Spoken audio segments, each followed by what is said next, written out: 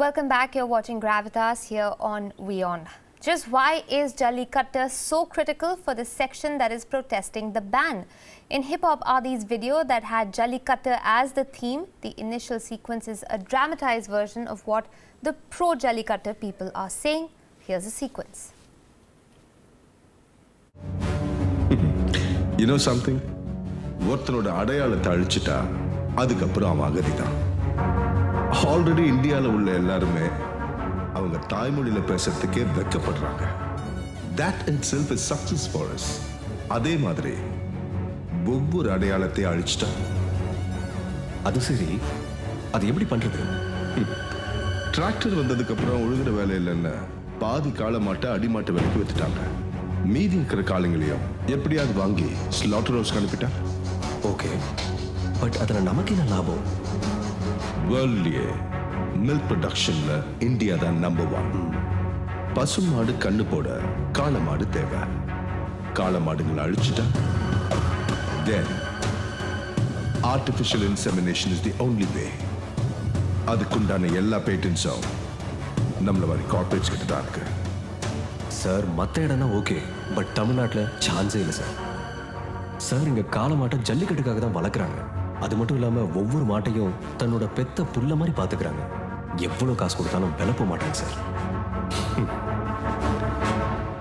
பெத்த புல்லைக்கும் ஒரு வேலை இருக்கு. Jasmine, throughout this campaign, we have heard this bit about conspiracy of losing the gene pool of these Jallikattu bulls if there was a ban. Let's have your thoughts on that. I may be an animal activist, but I am basically an advocate. So I can give you the legal aspect to this. Sure, go ahead. The legal aspect to this is courts have stepped in time and again, holding Jallikattu as cruel. Now, anything which is cruel, it has to stop. It has to be banned. Now, what has happened is through the ordinance which has been passed. Now, I will clarify myself. Earlier, I pointed out that yes, it appears like people's will has prevailed.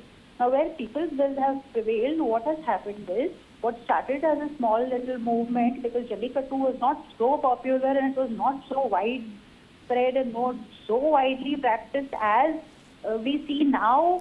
The kind of protest that we see, people from all across the board in Tamil Nadu have stood up for it. Now, what happens is, it is indeed a sad day because tomorrow if one part of the country suddenly feels that Sati was a part of our culture, we want to bring it back.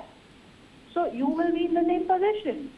You know, if Sati is to be brought back, it's like tremendous pressure if it is put on the government and some ordinance is passed. I would feel the same. Though I understand public sentiments, Tamil Nadu sentiments, but I would still feel the same.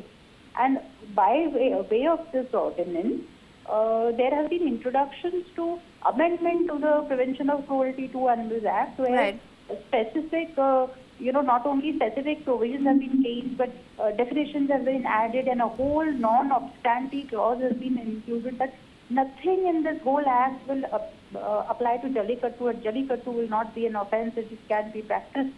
So there are very sweeping, widespread, introductions to the act to be amended.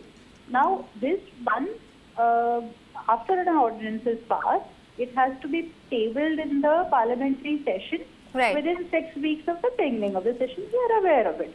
So what may happen is, if it is not tabled, then it lapses. If it is disapproved, it lapses. Or it may be passed, or it may be sent back with recommendations. Now, the only good factor here is that where we are talking about, your question was on the ban. Now, the thing is that there has been a slight introduction by subclause 2 in section 3, where it says Jallikattu shall be permitted. It has laid down that it will be subject to rules and regulations framed by the state government. So, we are not in a position where there is a complete ban or a complete permissiveness to any kind of performance to Jallikattu. So it has to still fall within the regulations and rules framed by the state government. Now, what kind of rules are framed by the state government will have to be seen. Right. Because So even today, we read in the papers that 2 people lost their lives by practicing Jallikattu. Some 32 injured and 2 killed is what we read in the papers today. So this is the kind of thing the Supreme Court has time and again tried to prevent, saying that it is not only cruel to animals, but it is also poses a danger to human life as Yes, well. That is one of the poses a other danger. factors of what the Supreme Court has said. So in that case, Mr. Sundarajan, I think Jasmine is speaking pretty much along the same lines as you, saying that there is a way of bringing about legal, getting to legal recourse when it comes to questions of culture and tradition, and on the one hand, and progress and development for all on the other. How exactly then do state and central governments or judiciaries bring about in bridging that gap, especially in a multicultural and a the social fabric of this country is so it's so diverse. How do you bring that about?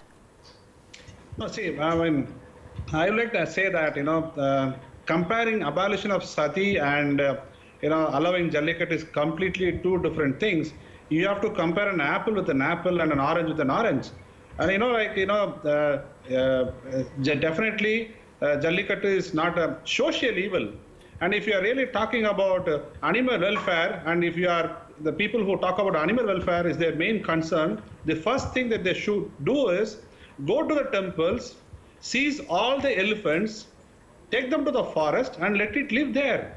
The temple elephants are being, kind of tortured by standing there. They are made to beg, pull along carts. What is not being done? If really the animal welfare activists are really interested, first let them go. Okay. Let them go and seize the elephants and then come here. And I'm very shocked to see the comparison of abolition of sati and Jallikattu. And even the Biodiversity Conservation Act clearly says that how you can conserve your native species through cultural ways. And Jallikattu is one of the cultural way. I mean, it is very, very, it's very elitistic, or very elite thought that, people who believe in bull taming, it's not bull killing, it's not bull fighting. Please understand that. The bull is not, it's not getting killed. They just try to go over the bull and travel for 30 seconds. That's all.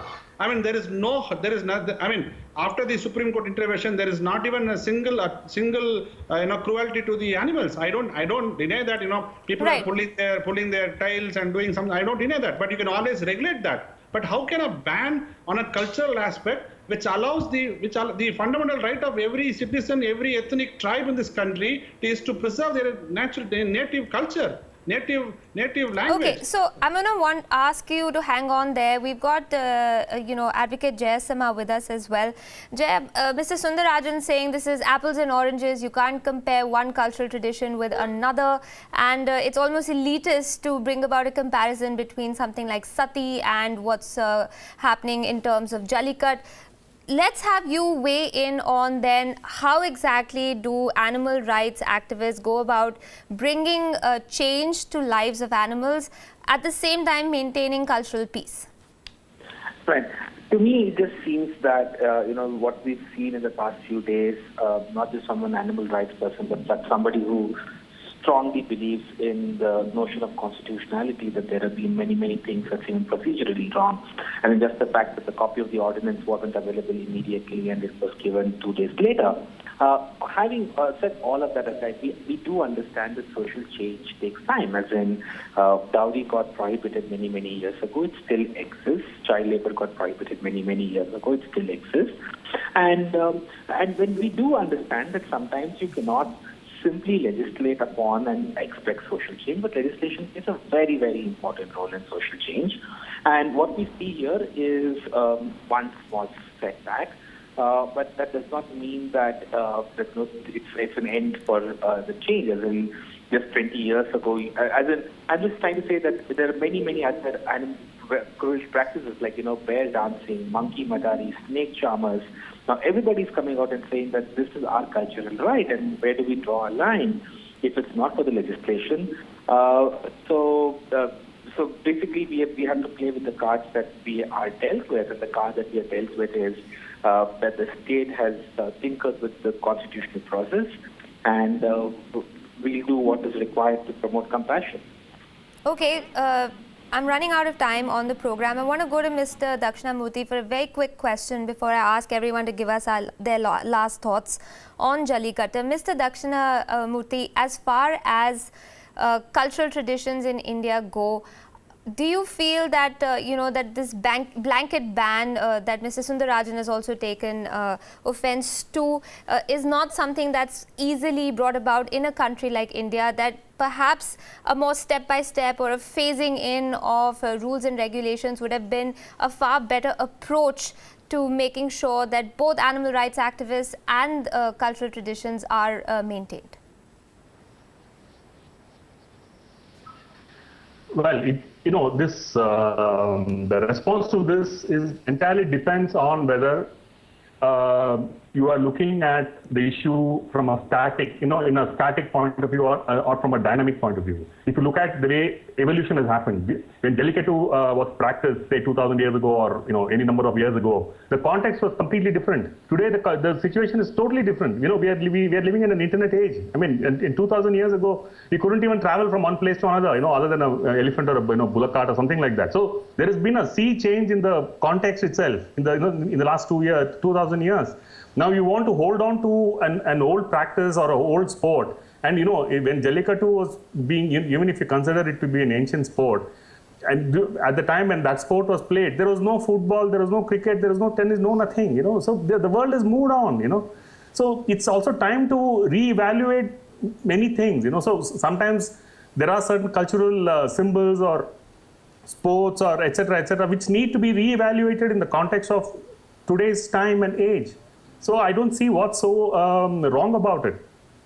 Okay, so there has to be a progressive re-evaluation of what we call or what different cultures call their traditions, keeping in mind the stage of life everyone is at and the century that everyone is living in. Unfortunately, we've run out of time on this segment. I'm going to have to say thank you to all our guests at that point for joining us for a very diverse conversation on Jallikattu. We got voices from different ends of the perspective of the spectrum. Thank you all, ladies and gentlemen, for joining us on that discussion about Jallikattu. But on that note, we are going to have to slip into a short break. We're going to come back and talk more about those peace talks that are going on in Kazakhstan. But just before we do that, let's also talk about the strength of animals and what sort of challenges those pose to mankind. Now, protests are raging across Tamil Nadu, as we've been discussing, against the Supreme Court ban on Jallikattu, the popular bull taming sport. But sports involving animals, often with a large dose of cruelty, are common across the world. Our senior international correspondent Padma Rao has this report.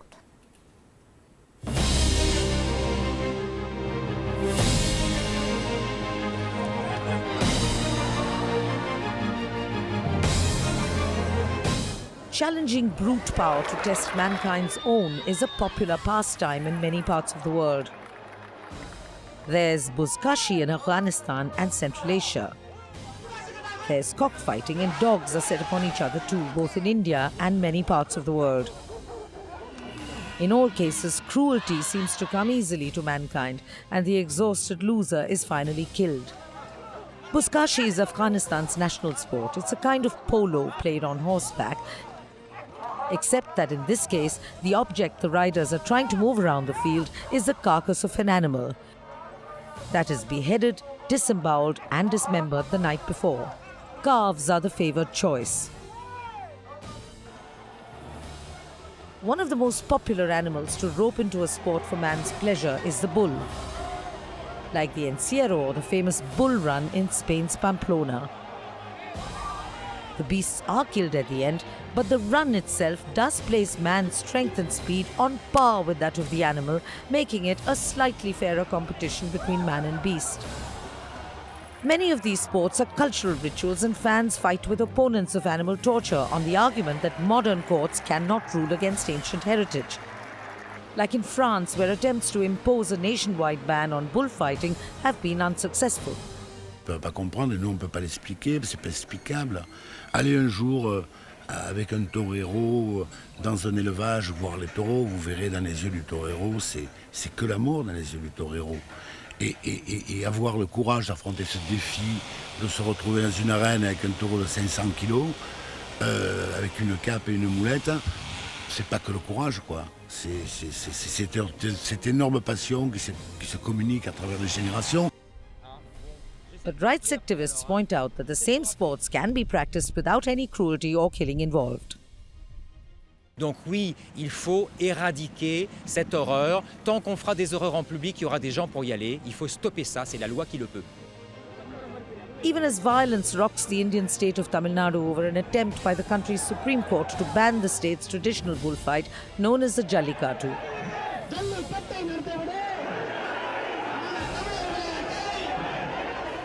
Scenes of an entirely different kind are playing out at the other end of the world, in the South American country Colombia, which, like many other countries colonized by the Spanish, inherited many of their traditions, including the bullfight.